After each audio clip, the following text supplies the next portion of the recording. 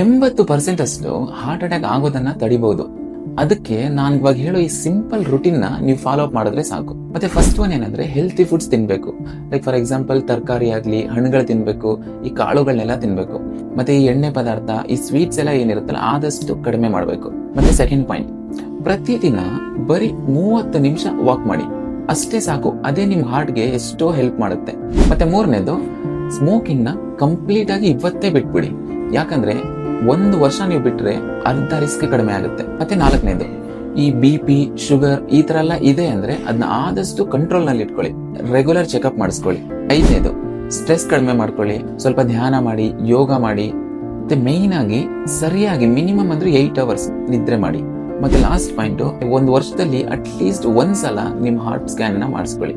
ನಿಮ್ ಹೃದಯ ಏನಿದೆ ನಿಮ್ಗೋಸ್ಕರ ಪ್ರತಿ ಕ್ಷಣ ದುಡಿಯುತ್ತೆ. ಅದಕ್ಕಾಗಿ ನೀವು ಕೊಡುವಂತ ಸಣ್ಣ ಗಿಫ್ಟ್ ಏನ್ ಗೊತ್ತಾ?